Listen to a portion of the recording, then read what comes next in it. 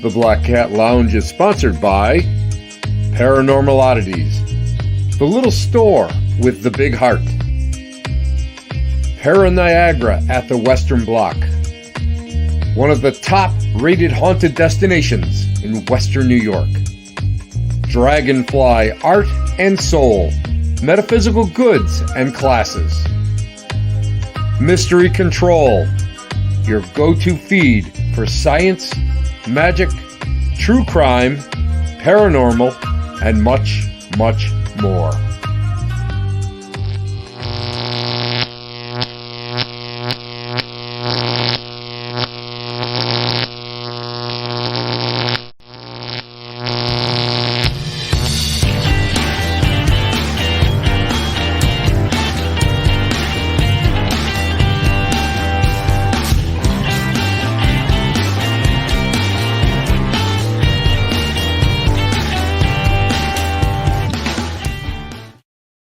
Hey everybody, Tim Shaw here. Thank you for being here on a Wednesday night. I appreciate each and every one of you hanging out with me.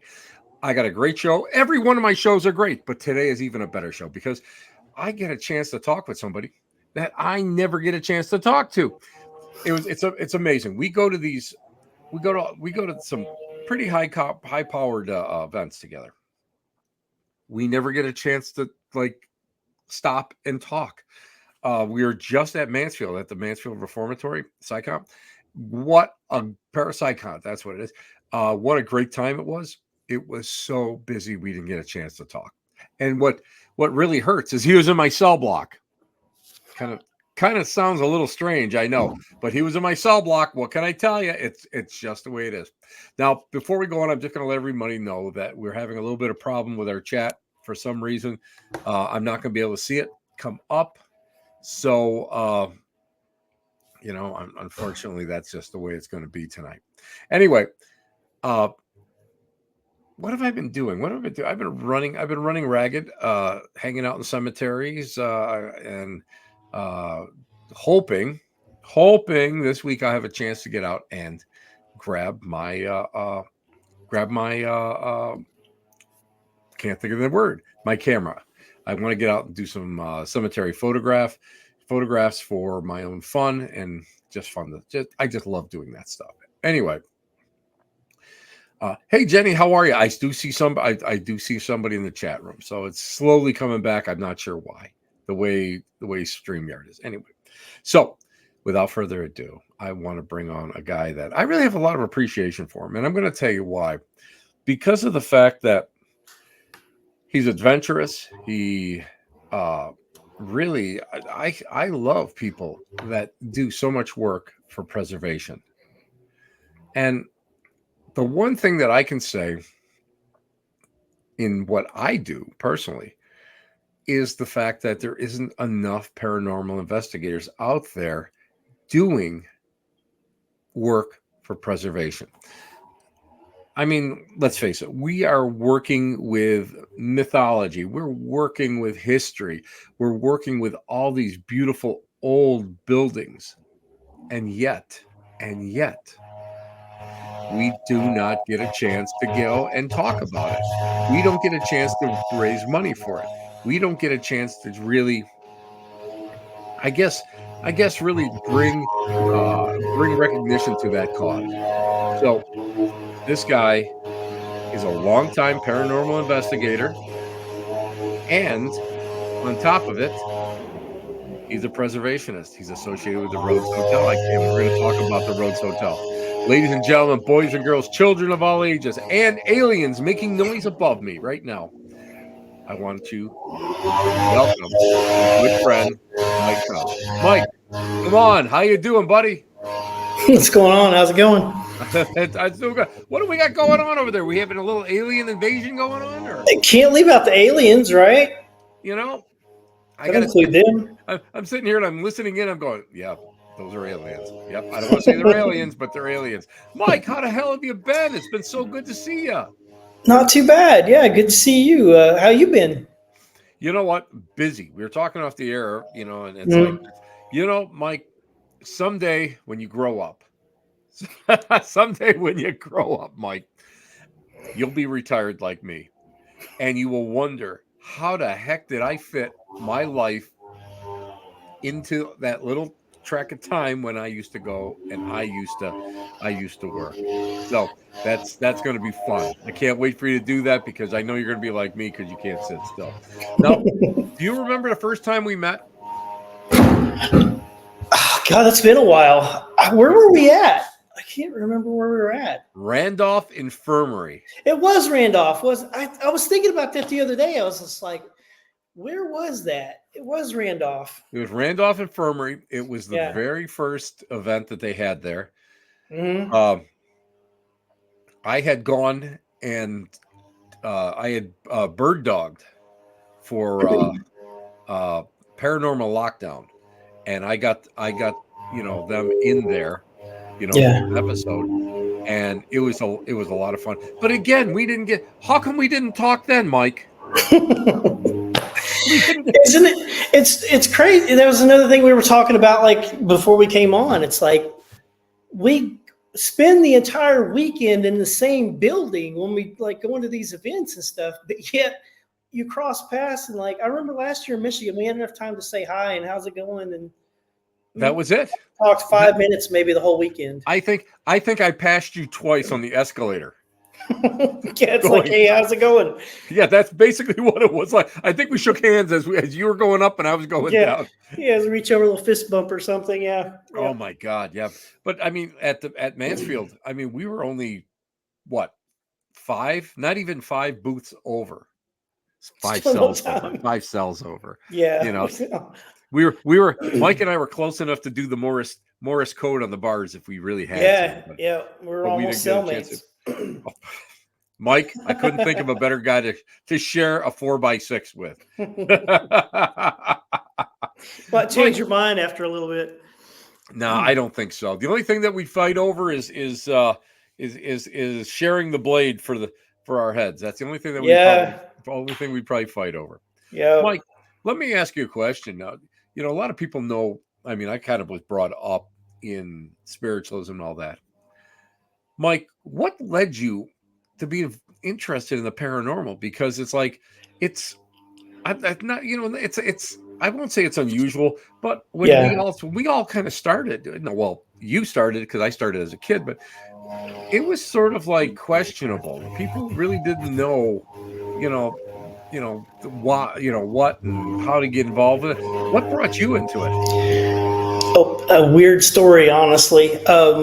My thing is, I had a friend that I would go hang out and we'd watch, movies and stuff and just hang out. And like, it got really late one night. It's like 2 or 3 in the morning. It's like, hey, you could I got an extra room, just crash here. You can go home, the next morning, like, I'm like, all right, no problem. That's cool. I go up, go to sleep. And you know how sometimes you will wake up, and you're not so much alert, but then there's times you wake up and then just like you're alert, like your surroundings and stuff. And I woke up and I was alert and I see a little girl at the side of the bed. Wow. And I'm just like, it was just enough time to where I was just kind of like, like this. And was like, look again. Cause I'm like, wait, this is what I'm seeing. And then she was gone. And after that, of course, I'm just like, why did this happen? What caused, you know what I mean? You got all these why questions that you have.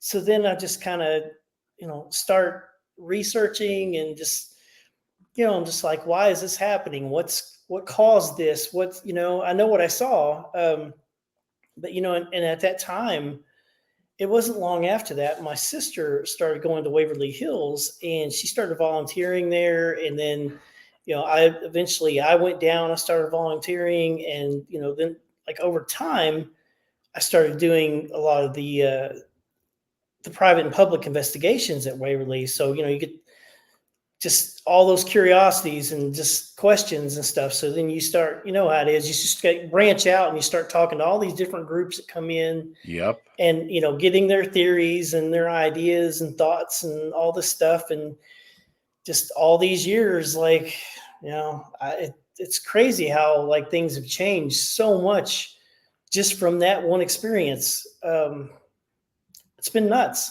And, honestly, well, you know how it is, like all the research and stuff, I still kind of feel like I've gotten nowhere, I mean, because we don't, we're still trying to figure it out. I think that's the fun of it.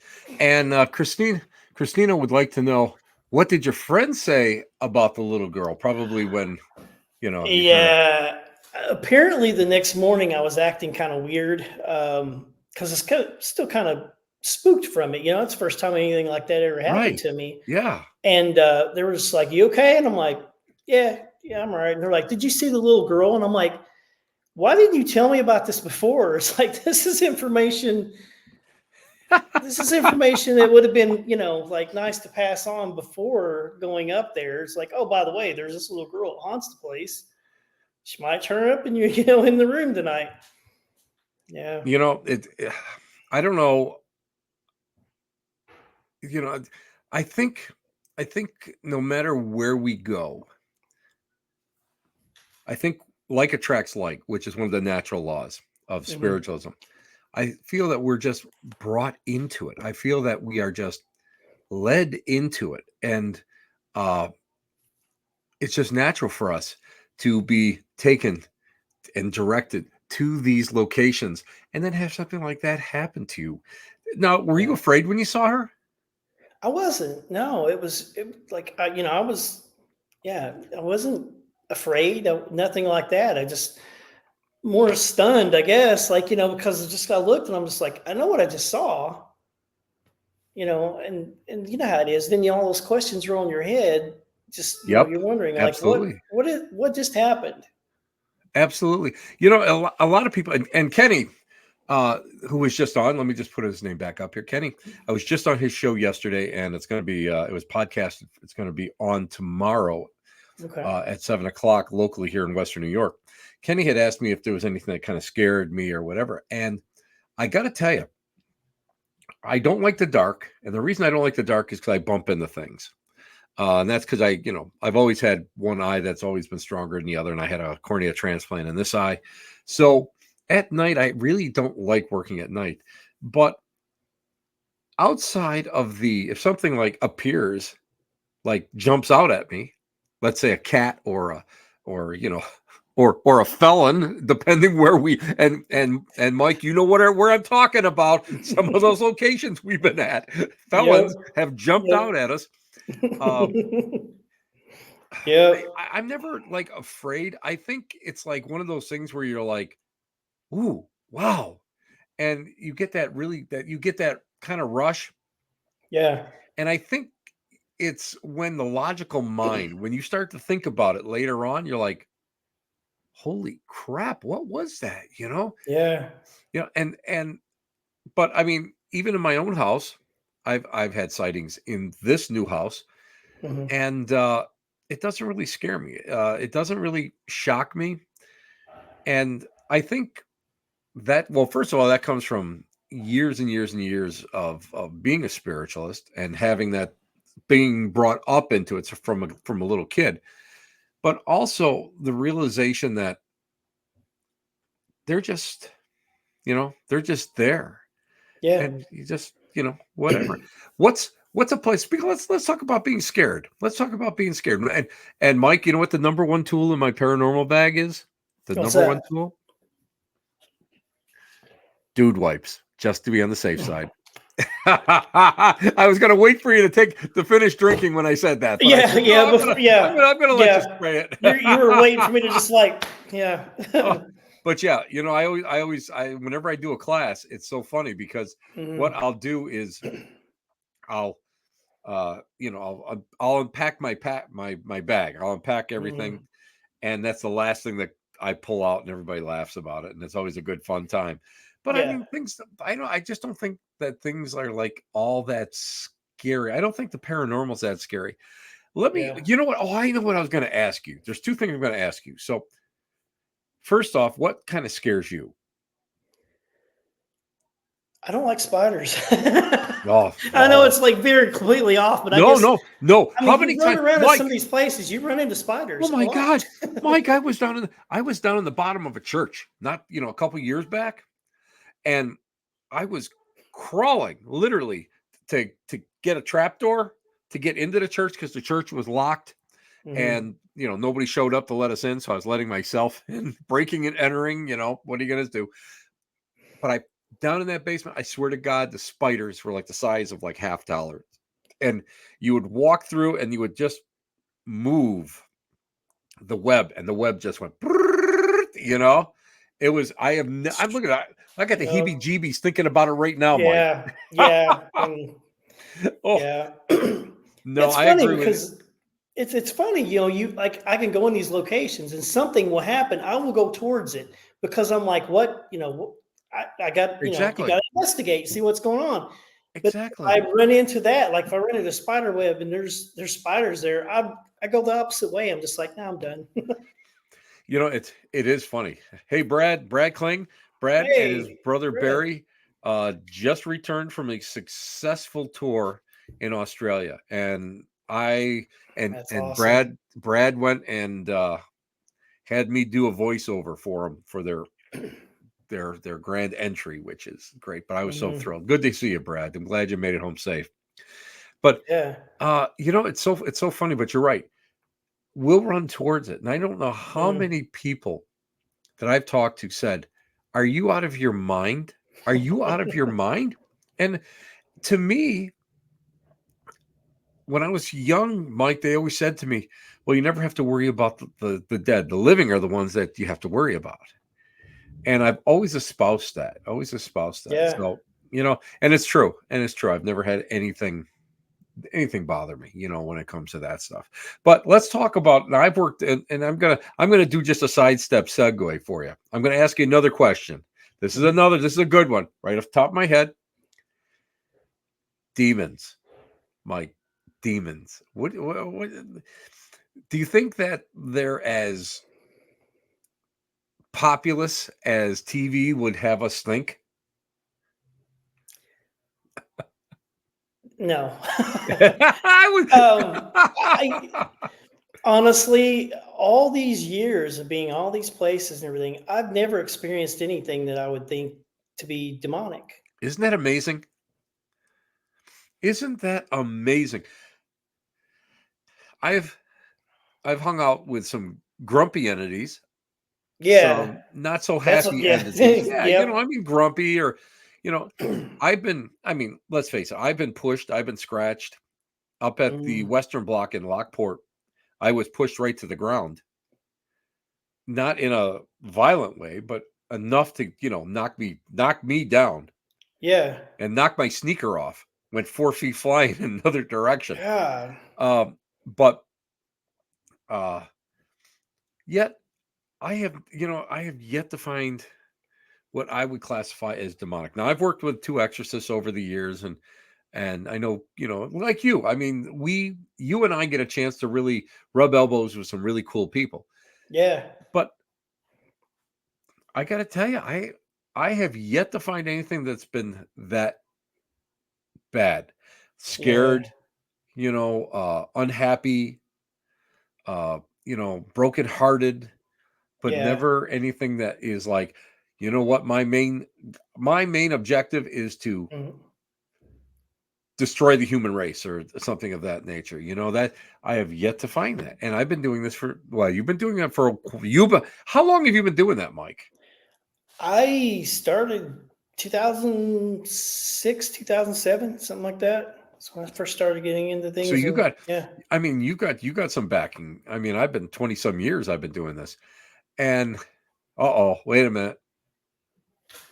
Who is this? Crystal Couch. Come on, Mike, be I got honest. possessed at least twice a week. At the hotel. It's like just like since we're on the subject, like this is something too. Like I had this happen one time. Somebody came in and they were scratched, and the first thing that they said was, I got to go because you've got evil spirits, you've got demons here, and I'm like, what? And I'm like, what do you say that? And they're just like, well, I got scratched. I'm like, that doesn't mean anything. I'm like, how do you not know that maybe you're in here and somebody's like, hey, I'm here. You don't acknowledge it. Then it's, hey, I'm here. Still don't. Then it's like, and you get scratched and it's like, oops, didn't mean Exactly. to scratch you, but got your attention, I don't know how Um, many times I mean, I've worked a lot of negative cases. That's something that I kind of specialized in for about a decade. And even in those cases, and I've been Hmm. again, there is nothing fun about getting pushed as you're going up the Oh stairs, no. you know, Yeah. or all of a sudden you look and where this tattoo is, I had a 6-inch half moon scratch. I mean, that Hmm. brought blood out. Yeah. When you sit there, it's not fun. But Mm-mm. I have yet to ever have to ever leave and have to worry about, like, you know, me personally having my eyes rolled up and having pea soup come out of my nose. So uh I don't know. I think it's perception. And I do think that Yeah. people look for it. I think people kind of look for it because they're looking for that little bit of a thrill ride. Uh Yeah. so I mean, you gotta people have got to worry about that. What's one of the biggest obstacles that you've found as someone who runs uh the the ghost tours in a haunted location? And then after that, I want to go and I want to get really more involved or more descriptive about the Rhodes Hotel. There seems at times people they do ask questions about that. I do think that sometimes people like are looking for that. They're expecting, like, coming to some of these places, expecting that something like that's going to Exactly. happen. I'm just Yes. like, Yes. that's one of the, like I said, that's probably one of the biggest things. I mean, and like I said, when the other person was here before, when they got scratched and stuff, then make the assumption that there's something bad. I'm like, I've been here like what going on 7 years, and I'm so comfortable. Like there's a parlor room back here. Hmm. If I can't sleep at night, if there's nothing on TV and I can't sleep, I will come out here and I'll just sit around by myself in the dark and just watch and listen. If there was demons or something bad here, I'd be like, no thanks, I'm stay in my room. I think a lot of times what people don't realize, again, being brought up in almost a metaphysical religion, Hmm. spiritualism, and having that background in the natural, what we would call the natural laws, how the other side works. The like attract like is so powerful to me Yeah. because now I'll just say my friend Dan Kless's location, Hinsdale, New York, the Hinsdale Hmm. house. Back in the 70s, there was a lot of stuff that was going down there. A lot of stuff going down there. Doesn't mean that it's all demonic. A lot of it may have been Yeah. interpreted, or a lot of it is looking through 1970s eyes. And I remember the 70s, and I remember what, way everything was demonic back then. You had the Warrens, and I love the Warrens, don't get me wrong, but they were pioneers. They were good for their time period, but everything was a demon. Everything was a demon. Uh, People now go there and say, "Oh my God, there were demons. There were the minions. They were Mm. this, the haunted." And I go out there and I think to myself, "Wow, I think I'm going to take a nap. It's so nice here." So what does that mean? That just means so many people. Sometimes people bring their own demons with them. And Yeah. I think that's a big, big problem about it. Tell us about the Rhodes Hotel. Tell us a little history behind it. Yeah, so it was built in 1893, Wow. and yeah, I mean, we're like right at 131. We're really close. Like it was July 25th, I believe, is the anniversary. But yeah, so it was built in 1893, and then Newton Rhodes and Clara Rhodes purchased it. They opened it up as a hotel, and he was a traveling salesman, so he's gone a lot. So Clara was running the place, and supposedly once he passed, she made the call of, "Hey, I want to eat. I want to keep this place open." So it became a speakeasy and a brothel. Um, Wow. I didn't listen. Now I'm yeah. all wait a minute. Now you just got my attention, Mike, because I swear to God, the greatest EVPs, the greatest investigations I've ever had have been in speakeasies and Yeah. brothels. Yeah. I mean, that's amazing. Now, is it close to a rail line by any chance, or Yeah, there's is it like a not even a major block thoroughfare? away, because this was a layover for a train going back and forth to Chicago. So I mean, they're Wow. literally not even a block over. There's train tracks. So that's So again, I mean, it's perfect. I live yeah. literally, I live down the street down the street from a hotel that's just like that. That was a Mhm. speakeasy and and a brothel in its time. So I love the whole idea behind that. Do you find that when well, let me just, I don't want to get ahead of myself. The research that you've done, Mhm. does it lend to something tragic, or is it just the fact that it's a really interactive location? You know, a lot of what's going on here, we think is Rhodes family. But there's other things going on too, like that. We know there's a little girl here. This little girl, we don't know who she is. People have seen her. My mom has seen. She's seen her. I've heard her giggling before, Wow. but we don't know who she is. So we're kind of trying to research to see if we can find out maybe who she is. But like the son, he got tuberculosis, and of course, he died in 1909. So back then, I mean, their thoughts were, let's put him in the room, and separate him from everybody else, and hope he gets better and all this, and he ends up dying in the room. So people get activity there, and it's odd because like I don't tell people about some of the things. I don't want to influence anything, so I'll leave things out. I won't go into depth, because people come in first thing at the beginning of the night. They're like, "What experience have you had?" I'm like, I really don't like to talk about it right away because I don't want to be any kind of influence, on like, because you know how it is. Like you kind of embed that information in the back of their Right. head when you say, "Oh, we've had this happen, we've had that happen," and then yeah, it's but people go into his room and they've had like a heaviness in the chest and like just having a hard time breathing, just different things too that would kind of associate with that.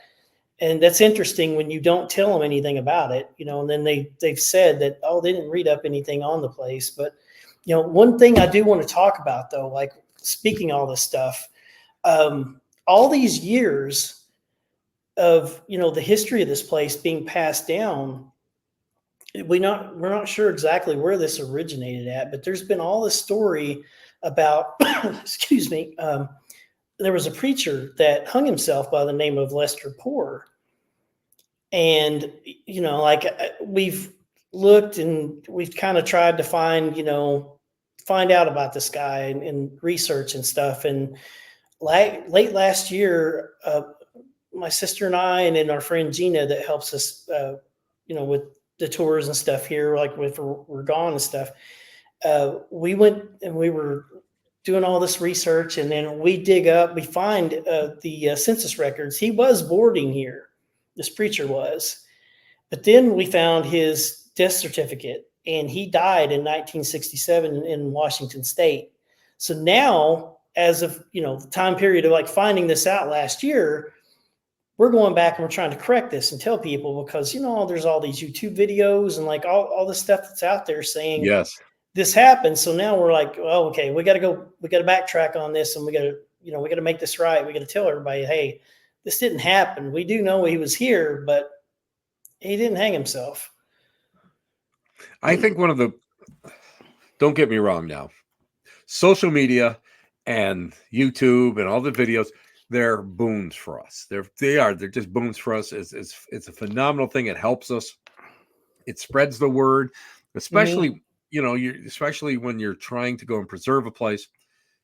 But there's so much misinformation out there, and so much that's just like crazy. And I think Yeah. what a lot of it comes down to is the fact that everybody wants to be on TV. And you know how it is, Mike. I mean, you've been on TV, I've been on TV.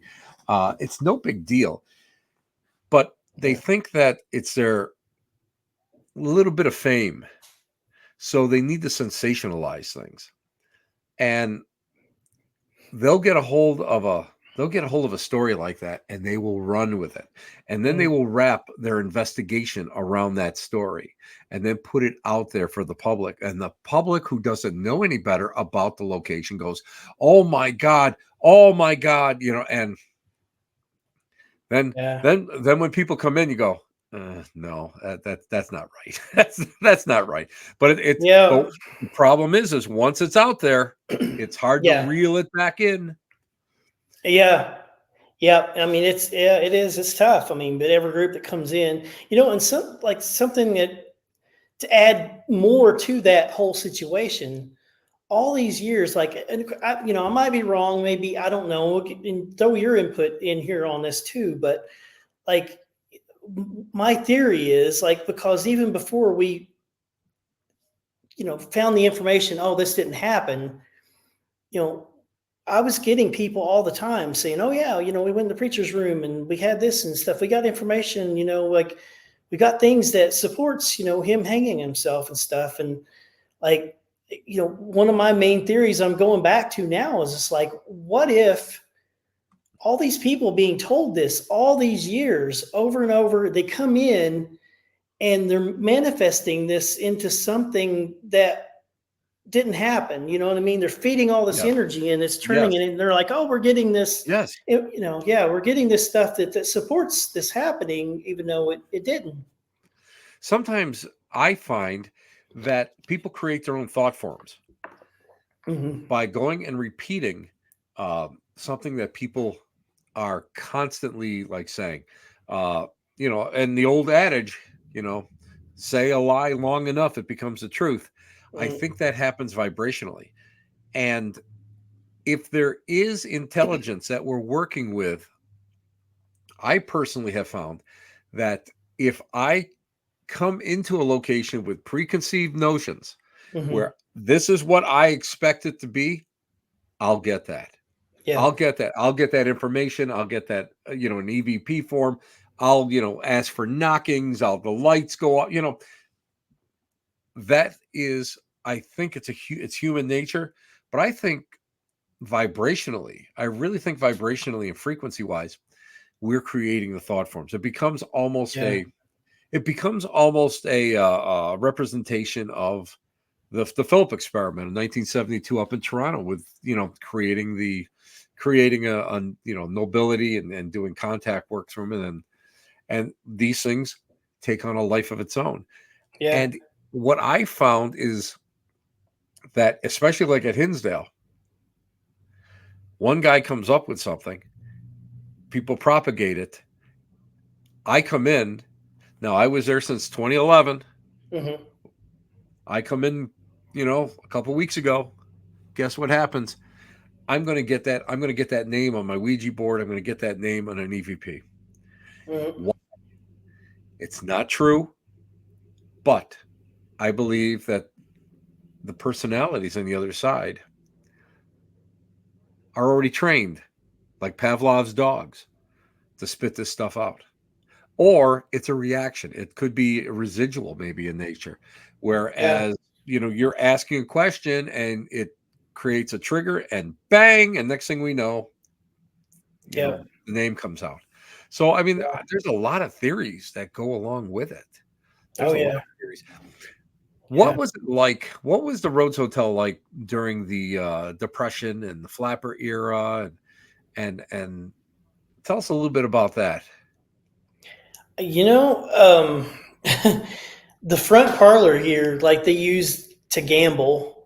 I tell people all the time, I'm like, go in there and play cards, see if it triggers something, you Isn't know? it? And That's one of my favorite things to do. yeah, Yeah. yeah. I mean, it's interesting because like, you know, we've had people get EVPs and stuff. Like you'll be running a recorder and you can throw out a card or something, or even like Estes method or something like doing, and you get that response like of Yeah. like immediately, you know, and um, but yeah, I mean, like it's just a lot of energy. Like you know, like I said, like those days. I mean, like even we get mischievous type stuff, and I think even some of this stuff that maybe isn't, you know, it's not been very much like we've had, but like you know, Hmm. sometimes people are like, oh, I get this uncomfortable feeling. It's like, well, imagine, I mean, if somebody doesn't got a disagreement in there and they're playing cards or something back then, they might get a knockdown drag out, you know, Knockdown, drag out. Are you kidding me? You end up, listen. or Yeah, just be shocked. yeah, Yeah. yeah. You end up in the coal bin down by the railroad tracks. That's where you end up. Some of those old ones. Yeah. So I mean, Yeah. people lack the idea of, they just lack that whole concept of residual energy that stays placed within the walls Mhm. of a building. And the reason why I've always kind of played with that in my head was, when I was brought up, we had something called spirit cabinets, Mhm. and the medium would go in there, and it would be like a half door, but it would be an enclosure. You could see the medium from like the chest up, or the hand, the hands would be out. And the whole idea was that it built energy up in order to go and produce and manifest physical phenomena. Mhm. And I've seen some really great transfigurations and stuff like that. And it's pretty neat. I can't explain it. But what happens when you have areas that have like a lot of energy, a lot of, whether it's positive, negative energy, what happens then? I think it imprints right in the building. Do you think that Yeah. Rhodes Hotel has a lot of that type of residual energy? Yes, there's definitely residual stuff here. Yeah, like the cool thing being here is like one, I mean, you can research whenever you want. I mean, you can Yeah, really, investigate and like I said, really dive into research and stuff. But when people come in, though, it's like being here all the time. You have access to the place. If somebody comes in, they have a certain experience. Like if you start seeing a trend for things that happens, and you're like, yes, okay, this like one thing is, oh, this sounds like it's residual or something. So then I kind of try to yes, start paying yes. attention. I'm just like seeing if if that's going to repeat itself, if I'm going to get that exact same thing, or versus maybe something's Agreed. intelligent. Agreed. Um, Repeatability is the should be the standard in paranormal circles. Unfortunately, we both know that it's almost impossible to get that type of repeatability. yeah. But the idea is that if we can turn around and allow a location to be investigated in the same manner, I believe it really is. It really is something. And before we go on, I have to go and wish somebody a happy birthday. John Kennedy Oh from yeah. Happy birthday. up in Sault Ste. Marie area. It's always good to see you. And John Kennedy is the true living legend. Don't let anybody tell you. We're not, Mike and I are not legends. Johnny's the real legend, believe me. But Happy now birthday. let me ask you, Mike, what is, we all have those crazy aha moments in locations. Mhm. And I spent many years investigating Hinsdale before my buddy Dan bought it, back when it was squatters were in there, and then, when they were going to tear it down, and you know, so I had pretty much free access to it for many, many years. I Yeah. had pretty much free access to the Western Block here in Lockport, New York. And I can tell you that there are some really interesting, repeatable things that actually happen, where it's like Mhm. most of the time it's shadow people, but it's or voices, discarnate voices, that sort of thing. Yep. Up at Rhodes, what do you have up there that is kind of repeatable, that you kind of like? Yeah, somebody comes up and tells you that, and yeah, we had another group that just experienced that. Voices is definitely one of them. I can't tell you the times I'm here. I'm the only one here, and I will hear. You know how you'll hear like conversations, like if people just kind of mumbling, try to keep it really low, like between themselves, so nobody else hears. Absolutely. Um, that happens a lot here, and then it's so much that I'll stop and I'll start looking outside. I'm like, I'm in town, so I was just start looking. Is like somebody outside or something like that, and you realize there's nobody outside, and of course, I mean, I can tell a lot of times. I can tell like where it's coming from, but I mean that happens a lot. Shadows, like you said, we see shadows and stuff here. One thing I don't tell people though, and like I got it even not too long ago, I got a text message about this. Is we found a mummified cat in the attic. All Took right, it wait a minute. out. Are you kidding me? Because I was just going to ask you. I was going to just ask you about anything. like domestic animals in the Oh, in the location, and you're telling me there's a mummified cat. Sometimes my psychic crown actually works there, Mike, once in a no, while. But that people is see this neat. I was cat. just going to ask you that.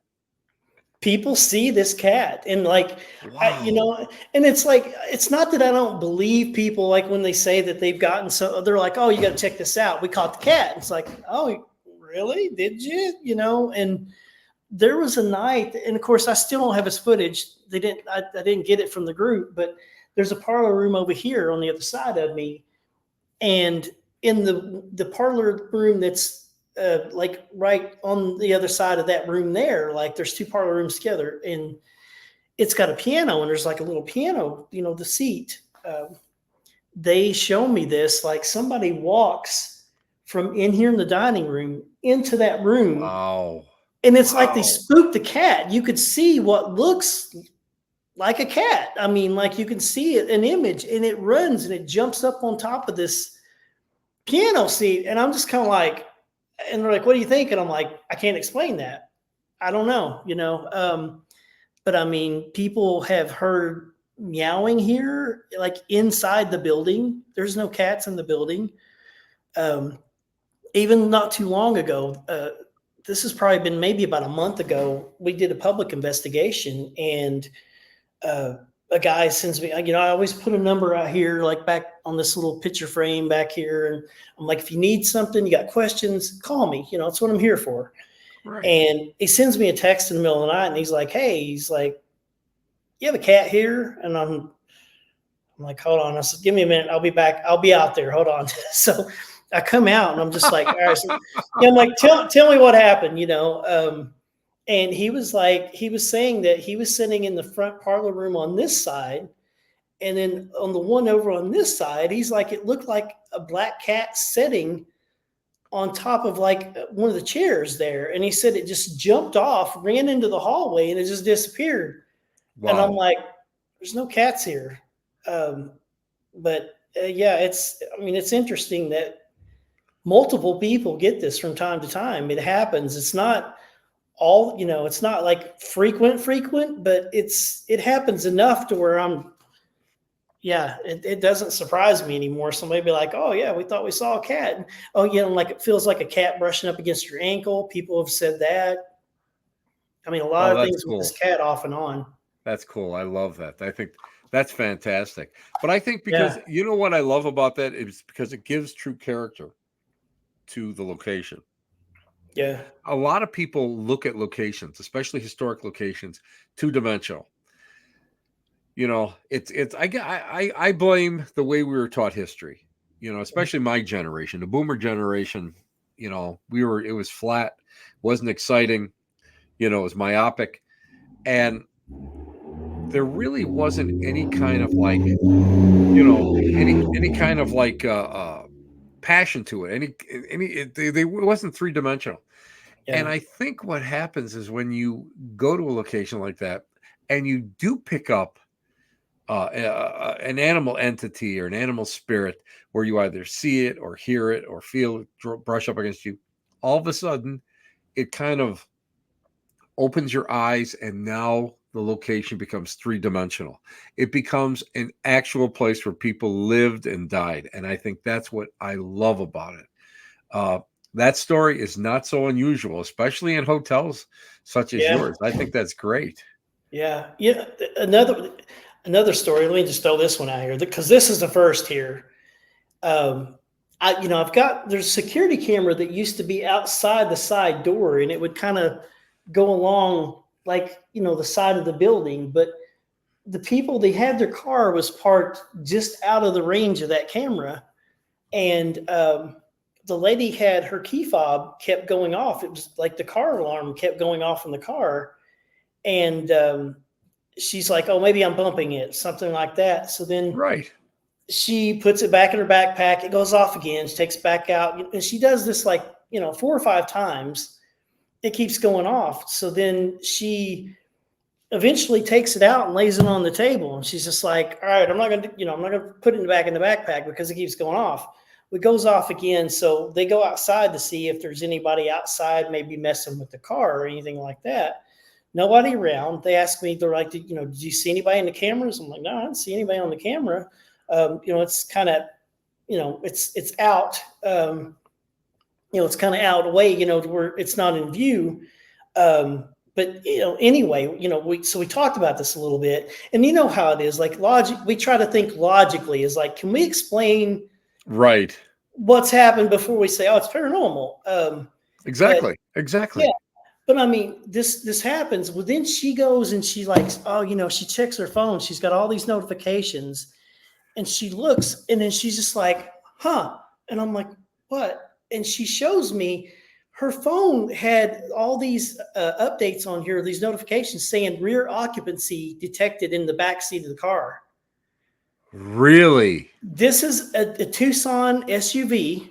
Wow. I remember like what it is, but the first thing that I started, I told her, I said, hey, I would check with the dealership tomorrow, see if there's like a recall on like the sensors or something, see if there's a reason that these might be going off. Right. Because there's nothing in the back seat. I'm like, what, did you have something back in the, in the upper part that maybe fell onto the seat or something? No. And I'm like I said, I'm thinking logically. I'm like, contact the dealership, see if there's a recall on these things, if there's sensors maybe going bad. But she's like, well, I've had it for a year. And she's like, this has only happened one time. And I'm like, what happened when it happened the other time? She's like, oh, well, I had the dog in the back seat. I go home, and I'm at home. She's like, I forget something, so I run back in real quick, and the dog set it off. I'm like, that makes sense. Right. But yeah, but it was just weird. Mike, I'm going to be honest with you. Nighttime, if that had happened to me, have a good night. I would have my little lantern on in the back seat the entire ride home. I'm not going to lie, because that is, that was odd. That has the makings of the absolute best horror movie ever. Yeah, ever. I know I don't know if I can find this yet, like on here, but she sent it to me. Wow. She sent me the screenshot of like where this, with all this, like showing the notifications and stuff on there. I don't want to like take too much time like trying to look for it or anything like that, but you can send that and we can put it up there. Yeah, I'll find it and I'll send it to you. Yeah, and then you can throw it on there. Christina just put it, someone was going home with her. Great. That's the last thing you want to put on somebody. Well, Mike, I could see me going and saying to somebody, well, hope you made up the guest room. I hope the couch is comfy because someone's going home with you. Oh my God, that I don't think that I would be a popular person if I did that. Oh my God, isn't that crazy though? It's like, but Mike, you know what? One of the very first things back through. So came back through like my grandmother, a dream. And she said that in the dream, my father had said to my grandmother that the very first thing that they learned to do is manipulate electricity. And I got to tell you that I believe that to be true. I do believe that to be true because I remember my mother had a stroke and she was down in South Carolina recovering, and I was having contractors come and work on the house. And one day the phone rang, picked it up, nobody there, star 69, definitely not anybody back. That's back when there was still landlines, Mike. So that's kind of letting us know our age.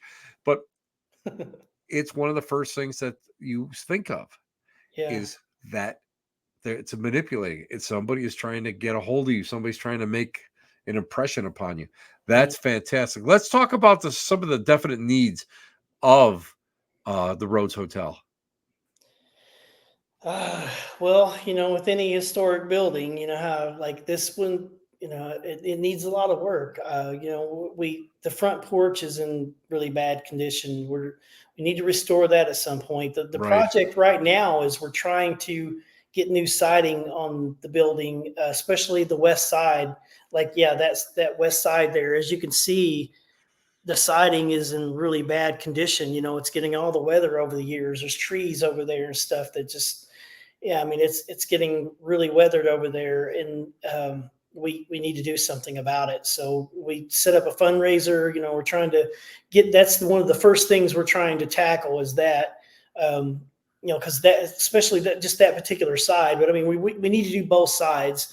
The back has been done, but yeah, both sides of the building needs it. The front porch, we don't let people go out on the balcony. We wish we could, because it's so cool, but yeah, it's just not safe to go out there. We really need to do work on that. And we've gotten quotes. Well, we're in the process, actually. We're getting the quotes and stuff for the west side, with the siding and stuff now, to do insulation and new siding on it.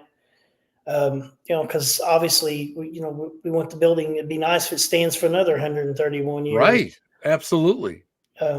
But I mean, those are really the big projects that we're wanting to take care of. Of course, there's, and how it is. There's all these other projects inside. Never ends. It's big, yeah. You fix one thing, and it's just like we were thinking. Oh, we're going to get ahead. We're going to be able to do this siding and stuff for too long. Then we get a roof leak. There's a leak. Like, there's an addition that's built onto the back side of the building, and that's where I stay at. And there was it was a big downpour one night, and there's water just like streaming down my wall. Oh, and we're like, oh, great. Yeah. That hurts. It's like, great. And then we find out that the attic is leaking down. It was coming down into the second floor in one of the rooms. So there's that big stain up on the ceiling where it's coming down through there. So I think it was like $8,400 later, we get the leaking and stuff fixed. So, that's almost $8,500 that was unexpected. Right. That come up. And Christina wants to know, is there any like little preservation communities or government funds that you guys can apply for? We need to look at that more. Some of the ones like before that I saw is like around here, it was more built for nonprofits. Right. This isn't set up as a nonprofit. My sister owns it now, and everything that comes in, like when people do book investigations and they do the public investigations and we do events and stuff, all that money goes back in to the building. Yep. But it's not set up that way. So that's one of the hurdles that we're kind of hitting too with things. It's tough, because I know even with Dan at Hinsdale, at the Western Block, that's a big hurdle that they run into. Because of the private ownership. But, I mean, here's my thing. These are historic locations. These are beautiful places that need to be, we here in 2024, we have a habit of just bulldozing everything, Yeah. Oh, it's falling apart. Screw it. Just bulldoze it. Tear it down, rebuild something else. Yeah. And it's like, well, you don't get it. People don't get the fact that these places are unique, and these places are vestiges of the past, and people are missing it. Let me throw up the banner here for us, Mike. Oh yeah, thanks. Right there. Yeah. So Saturday, September 14th, we got a fundraising event coming up, and a lot of people know Robin that owns Ashmore Estates. He's coming over, and we're going to do an event that evening. And I think there's 3 investigation tickets left, and then one of the rooms, because if people buy general admission, it's $10 for just general admission. But then if you buy an investigation ticket, you get the general admission plus you get the investigation, and that goes 6 to midnight, and it's $50 for that. But on top of it, that's cheap. That's cheap. Yeah. Wow. Yeah. It's a good deal. Yeah. And then, but then on top of it, to add to it, how expensive hotel rooms are. Yeah. But on top of that, we have 8 rooms upstairs, and we set up an option to where if people have bought the investigation ticket, they can actually pay another $50 for up to 2 people to stay in one of the 8 rooms up there. We only have one of those left. Dude, are you shitting me? No, I mean, but dude, that is fantastic. It's cheap. It's cheap. It's a good deal. First of all, I absolutely love supporting. I love doing the investigation. but I love staying overnight in a location. Yeah. To me, that's the meat and potatoes. Mm-hmm. That brings it all together, because otherwise it's sort of like, yeah, I went for a calm day, nice day at the amusement park. I blew in, saw some people, went on the roller coaster, and now I'm going home. Mm-hmm. This is a place where you stay overnight and you wake up there. Oh my God, that's people. If you don't take advantage of this, I'm going to put it back up here for a couple seconds. All right. People, if you don't take advantage of this, you don't take advantage of when you're in the Indiana area, you don't take advantage of this, you are a fool, because It's a this good is, deal. oh, it's an opportunity. How many places allow you? How many places Yeah. allow you just to do that, to stay there? Yep. Oh my God, that's Yeah. amazing. Yeah. And It's a that good price, deal. what are we talking about total? 200, let's say, what 200 Um, bucks, yeah, 210? well, What? yeah. I mean, like if you figure if there's two people stay in the room, two investigation tickets, that's $100, $50 for the room. So between two people, yeah, $150 that you can actually two people can investigate and stay in one of the rooms. Man, So that that's like, for me, that's a dream come true. That's a mhm. dream come true, Well, Mike. you know how it is anymore. You can pay that just to stay in like one of these other, brand Listen, name hotels, and Mike, they're not Mike, I haunted. Mike, I paid that in that meth lab hotel in Detroit when I got stuck there a couple of years ago. I mean, that, and it was haunted. Believe me, I saw some of the characters that were coming in and out of the back door. It was very shady. But uh, Sure. I mean, my God, that's fantastic to do that. I mean, who wouldn't? Well, I know a lot of people that wouldn't. My wife wouldn't, but I Yeah. would. I mean, I'd Oh be yeah, I'd be there. I'd be like, what? Sure. in a heartbeat. In a heartbeat. Christina's going there. Tim, you need to go. You're right. Yep. You're right. You're right. And I'm gonna be. Yeah. And you know what? Now I got to tell you, Mike, I'm putting roads on my bucket list, because I try to go to some place that I've never been before. I try to get out of Yeah. state, a few hours, because you're not that far away. You're Yeah. about That. 6 hours, maybe 6 hours, 7 hours. I mean, probably 6 hours away. Uh, and it's what makes what we do so thrilling and so fun, and it brings everything back. Mike, tell everybody how they can get a hold of you guys. Where are you going to be? Because me and Mike, we're going to almost hang out together at Yeah. That 5 minutes at Michigan Paracon at the end of this August. Yeah. with this year, with the lineup, 3.5 maybe, if we're Yeah. lucky. Yeah. Yeah. True. Very, very true. But yeah, so yeah, I'll be up at my sister and I. Actually, I think my mom's going too. We'll be at Michigan Paracon, and then so if people want to buy tickets to like that event, like I said, there's a few left to investigate, and then to get a room for the overnight. Like I said, it's one room left, I believe, as of right now. Still, like when I looked a little bit earlier before we got on here, but you can go to rhodeshotel.com, and we do private investigations. You can do like 7 p.m. till 2 a.m. or you can still do a full overnight. You can do a 7 p.m. until 10 a.m. the next morning. Oh That man. we offer those, and then we do public investigations every month. So you could go to the website and find all that stuff there. And those that if you can't make it to this event that we're doing, you can also donate. You can go to the website, and there's a link on there. And yeah, my sister, yeah, good timing. So yeah, you can make donations and stuff, to help out with the work that we're doing. Because I think we're looking at, I think it was about 20,000 for the west side of the building for the new siding and stuff.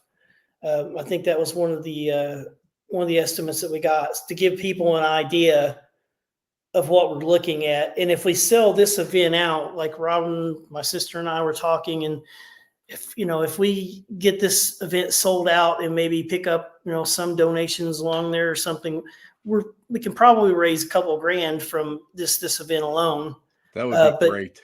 yeah, but you know how that is. there's still Yeah, another 18 more grand to raise. yeah, I know it never ends. It Yeah. never ends. Mike, Hmm. before I let you go, Hmm. I have to share this picture. This is Mike and Tim in jail. Yeah, yeah, in jail. Yep. there, Ohio State Reformatory. there we are, Yeah. standing in front of our cell. There we Yep. are. Right in front of the cell. Damn, you make Yep. me telling you, you make me look good. You make me look good, buddy. Listen, thank you for being on today, and Thanks for having me on. just stay online so I can Yeah, thank you properly off air. But absolutely. what I really appreciate, what you are doing is, and your sister are doing, is bringing life back to the past, and it takes special people to do that. People who really have a reverence for the past, reverence for history, a reverence for architecture, a reverence for the building, and a reverence for the vibration that still reside in those buildings. And you guys are doing a great job. And Thanks. whenever you guys are doing anything, let me know. Pop on. We'll give you a little shout out. And it's the Sounds good. it's because you guys are really, you guys put your money where your mouth is. It's your heart is in there. Your heart and soul is in that building, and that's beautiful. That's so beautiful to me. So, Mike, stay on the line, buddy, and Sounds good. we'll be back in a couple seconds. You just stay I there. appreciate you having me on so we can talk about all Listen, this stuff and let, get it let out there more. listen, listen. If you didn't come on, I'd have to talk to myself. Nobody wants to hear me talk, Mike. Everybody wants to hear you talk. Well, I don't know. They might like change their mind about this after we're done. No, I don't think so, Mike. Hold on, buddy. Thank you so much. Thanks. That's my couch. I absolutely love having him on the show tonight. And I mean, I'm not lying. I am not lying when I say to everybody that I think it's just so important that people take the time to go and help preservation. When it's gone, it's gone. There is no coming back from the abyss. When the bulldozer and the wrecking ball come into play and the condos go up over the top of it, it's gone. It becomes a little side note in a history book. That's a shame. History should be lived, not just read about. Should be experienced. I know with my associations with Old Fort Niagara, the Hull House, Forsyth Tavern, uh, the Western Block. It is in Hinsdale. It is something that's so intrinsic to me. So Mike is doing a great job. So, guys, everybody take the time and support historic preservation. We will see you next week. I'm Tim Shaw. Where are you listening? What are you listening to? You're listening to the Black Cat Lounge here, where the elite meet next to the dumpster transfer station, right down the street. Ciao, babies. I love you all. Take care till next week. Bye bye. Be good.